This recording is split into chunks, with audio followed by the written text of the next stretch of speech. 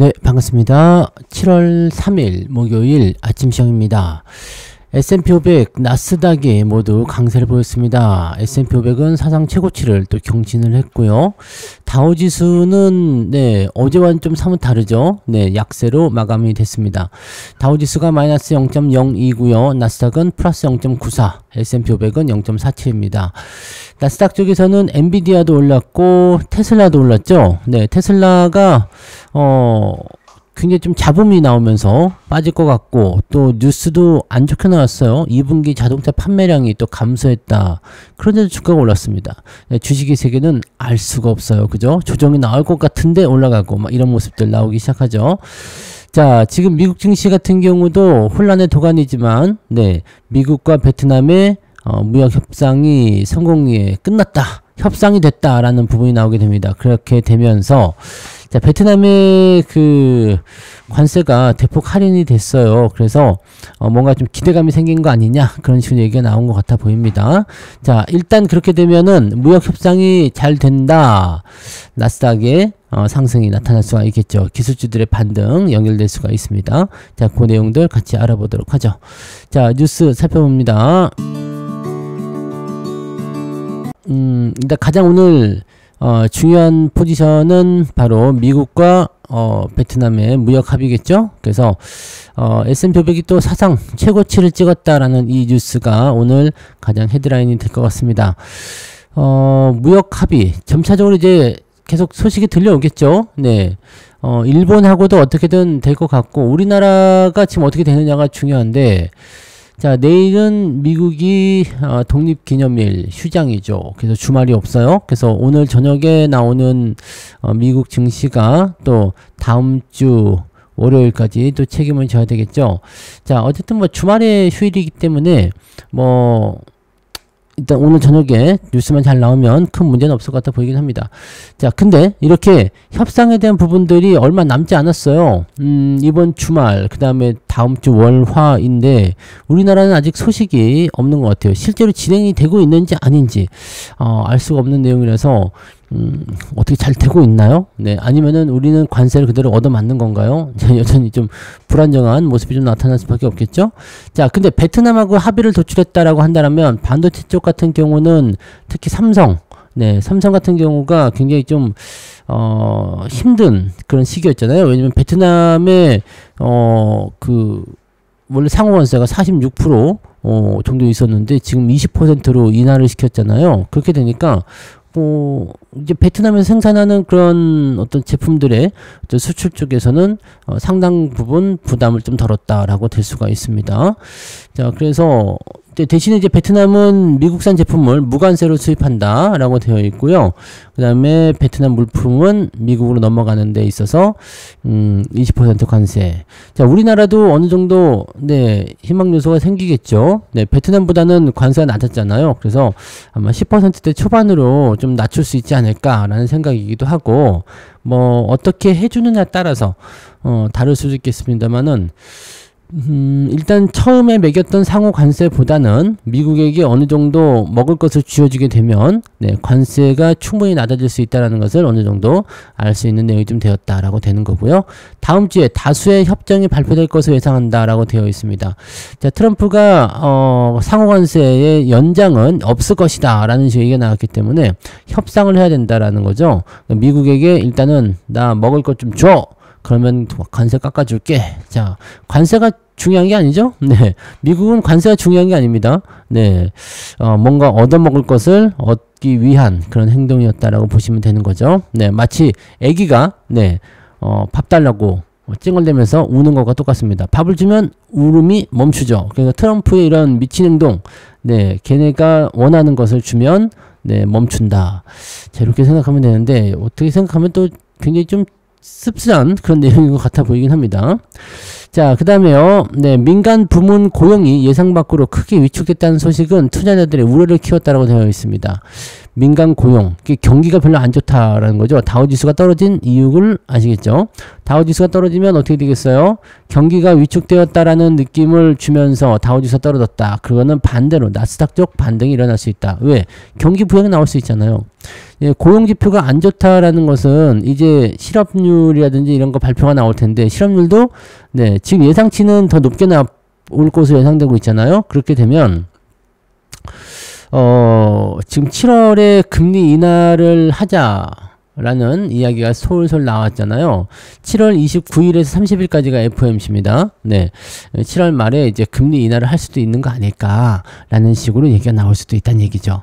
즉, 이번 주하고 다음 주까지 연결되는 관세, 그리고, 다음 주에 우리가 만기일이 하나 더 있죠? 요거 잘만 넘어가면, 이제 FOMC 쪽에서, 이제, 물론 파월은 금리 인하 안 한다고 했어요. 하지만, 금리 인하를 할 수도 있지 않을까라는 식의 이야기가 나오게 되면서 분위기를 조금 달궈줄 수도 있지 않을까라는 식으로 얘기가 좀 될 수 있는 거죠. 그러면 이제 기술주들의 랠리 나타날 수가 있겠죠. 자, 금리 인하 가능성은 전날 20.7%에서 23%로 소폭 상승을 했다. 파월은 금리 인하 안 하겠다고 하지만 다른 연준 위원들은 금리 인하를 해야 될 수도 있는 거 아닐까요? 라는 식으로 얘기가 나올 수 있단 말입니다. 그래서 그 내용들도 한번 참고해야 되지 않을까요? 네. 그래서 그 내용들 한번 체크해 보도록 하자고요. 자, 아무튼 그런 형태. 근데 네. 테슬라 같은 경우 되게 웃기는 게요. 차량 인도량이 우려만큼 나빠지 않았던 것으로 확인되었다. 13%나 감소했다고 얘기 나왔었잖아요. 근데 시장이 해석하기 나름이에요. 네. 2분기 차량 인도량도 감소했다. 그러면서 주가 떨어질 수도 있는 거고, 차량 인도량이 감소했지만 생각보단 괜찮은데 라고 얘기가 나오면은 네. 주가가 올라가고 네, 같은 뉴스를 가지고서 어떻게 코멘트를 붙이냐에 따라 주가 차트가 달라지는 거죠. 자, 그 다음에 뭐 인텔 같은 경우 좀 떨어지는 모습이 있었고, 엔비디아는 네, 주가 상승률이 더 좋았고, 뭐 그렇게 얘기가 나오더라고요. 여기 나오네요. 인텔이 여기 파운드리 공정을 취소하는 것을 고려하고 있다. 그래서 4%나 급락을 했다. 자, 파운드리 공정을 취소하게 되면 어떻게 될까요? 네, 삼성전자에게는 기대감이 좀 생길 수가 있겠죠. 물론 뭐 경쟁 구도가 좀 다를 수도 있다라고 얘기 나올 수 있겠지만은 기본적으로 네, 경쟁사가 못한다라고 얘기가 나오면은 그럼 나는 하는데 라는 식으로 나올 수 있겠죠. 뭐 TSMC라든지 이런 쪽도 네, 경쟁에 대한 어떤 부담감이 있다고 하더라도 다 해소가 될 수 있는 내용이 좀 되는 거고요. 그래서 주요 위탁 칩 제조업체가 되려는 인텔의 야심찬 계획에 불확실성을 불러일으켰다라고 되어 있는 거고요. 수억 또는 수십억 달러의 비용이 발생할 수 있는 사안이 되기 때문에 인텔에 상당한 손실을 초래할 수 있다.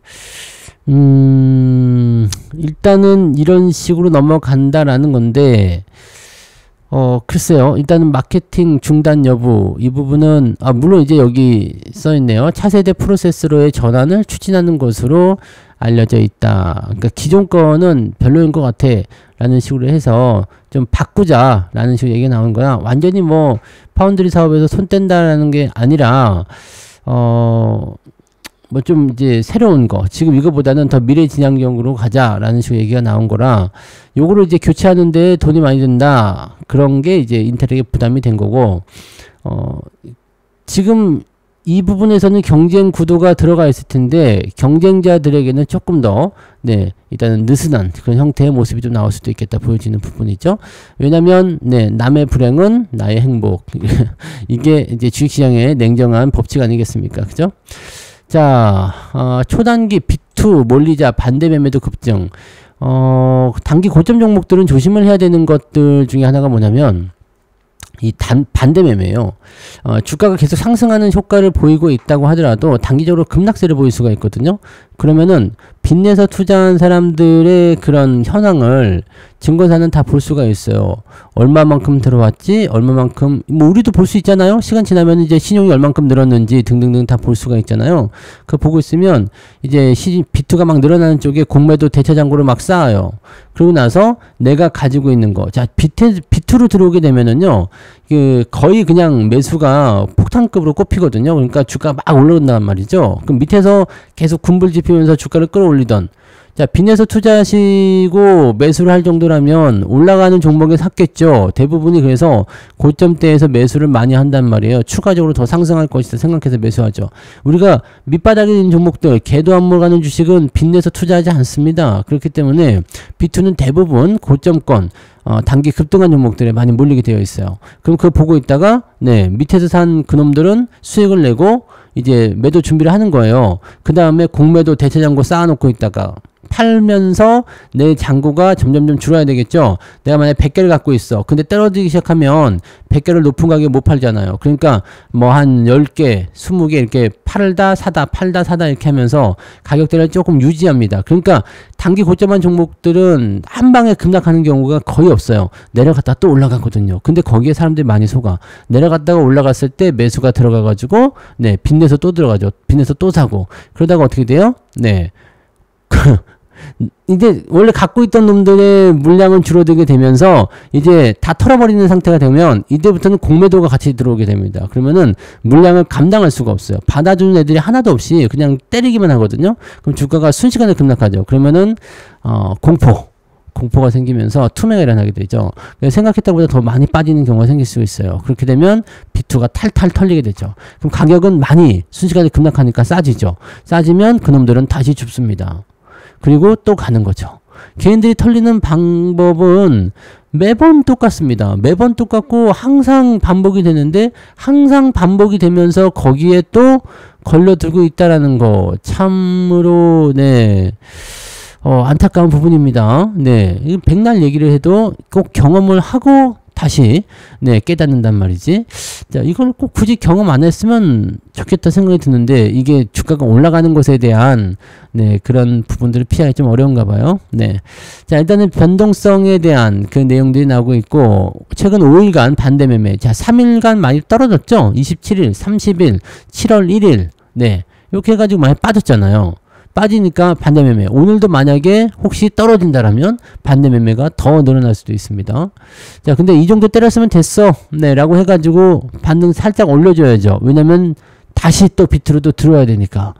아, 나쁜 놈들이에요. 아주 그냥, 네, 이 전쟁에서 이제 져가지고 항복해먹고 나가면 이제 포로 대접하면서 밥이라도 주잖아요. 주식은 항복을 해도 그런 거 없습니다.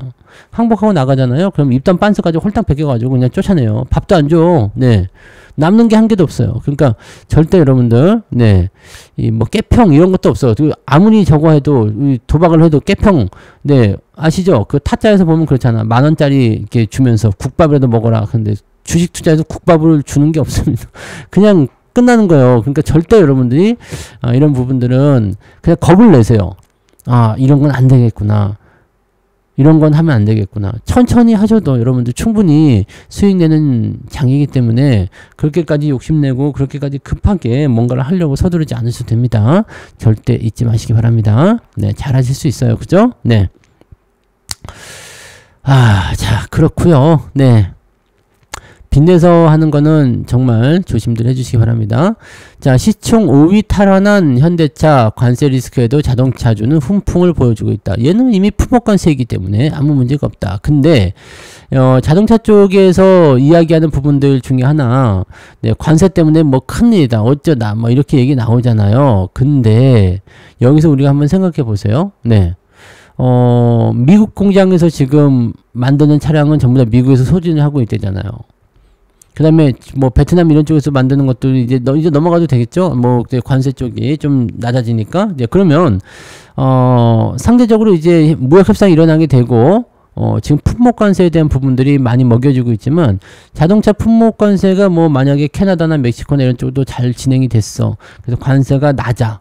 지금 자동차, 외국산 자동차에 일괄적으로 25%다라고 되어 있지만 그런 쪽으로 해서 좀 낮아지게 된다면 손실률이 더 급락을 하게 되죠. 그래서 미국에 공장을 짓고 있고요. 또 미국으로 넘어가는 물품에 대한 어떤 관세가 낮아진 그런 국가에게 거기서 생산하는 자동차들을 추출할 수 있다라면 타격은 더 많이 줄어들게 됩니다. 그래서 지금 현재 시점에서는 현대 기아차의 최악의 상황을 벗어난 상태에서 대안이 계속 나오고 있다라는 거.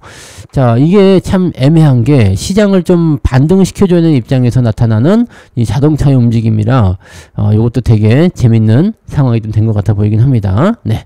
자, 그 다음에 네이버와 두나무 코인 동맹 스테이블 코인 이야기인 것 같은데요. 카카오는 왜 아니냐?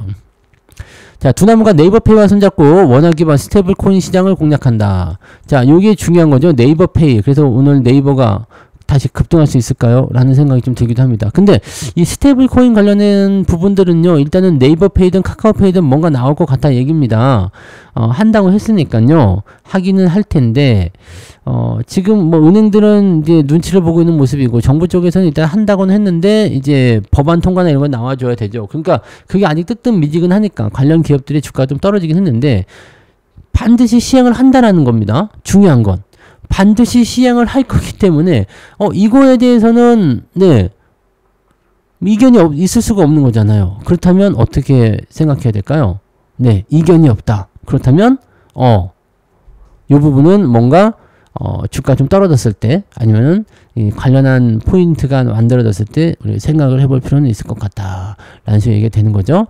네, 두나무가 이 네이버페이와 함께 원화 스테이블 코인 사업에 협력하기로 했다라고 됐는데 그거는 이제 세부적인 계획은 법과 제도가 마련되면 함께 논의해 나갈 예정이다. 아직 멀었어. 아직 멀었는데 이런 걸로 하나로 들썩들썩 할 수 있는 가능성이 생기게 되는 거죠. 자, 일단 위메이드 넥서스 자, 이런 것들, 얘네들은 진짜, 이번에 또, 코인이다. 한번 해먹자. 스테이블 코인 또 이렇게 또 나온 것 같은데, 진짜 그만 좀 하자. 진짜 너희들, 자, 뭐, 아무튼, 네, 하고 있다고 하니까 알아서 하라고 그러고요. 자, 이 스테이블 코인에 관련한 부분들은 요것만 기억하세요.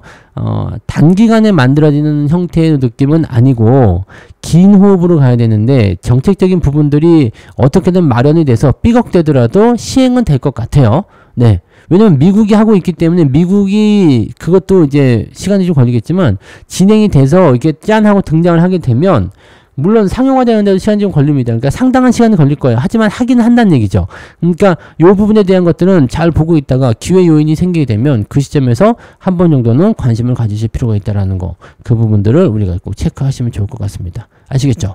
무슨 내용인지 꼭 기억하시기 바랍니다. 급할 건 없어요. 하지만 그런 거에 대한 관심을 서서히 가지고 관련 종목군들이 이제 매수 포인트가 들어갈 만한 위치들이 나왔을 경우에는 네, 한 번씩 네, 터치를 좀 해주시는 거 좋을 것 같다 판단됩니다. 아시겠죠? 꼭 기억하시기 바랍니다. 네.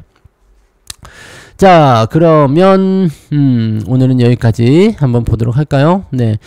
시장 분위기 자체는 일단 반도체도 올랐고 뭐 다 올라서 긍정적이긴 한 것 같아요. 나스닥도 올라서 미국의 나스닥이 오르면 우리는 네, 상승 포인트가 연결될 수가 있겠죠. 자, 일단 좋은 소식들이 있는 것 같아 보이고 무역 협상에 대한 부분도 크게 네, 우려감이 완화된 느낌이라서 투자 심리는 좀 살아나지 않을까 생각합니다. 자, 추세 부분들을 잘 유지할 수 있는지 그 부분 체크해 보시고요. 어제 꼬리를 달아준 것이 오늘 상승으로 연결될 수 있는지 그 여부도 한번 체크하시고 다시 단기적으로 많이 올라온 종목군들도 같이 올라갈 수 있는지 아니면은 걔네들은 그대로 떨어지는지 그런 것들도 한 번씩 네, 참고해서 보시면 좋겠습니다.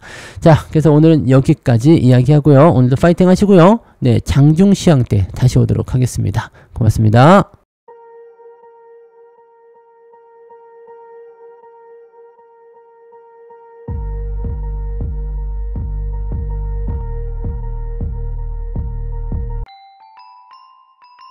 본 방송에서 제공되는 모든 정보는 투자 판단의 참고 자료이며 투자의 최종 책임은 본 방송을 이용하는 본인에게 있습니다.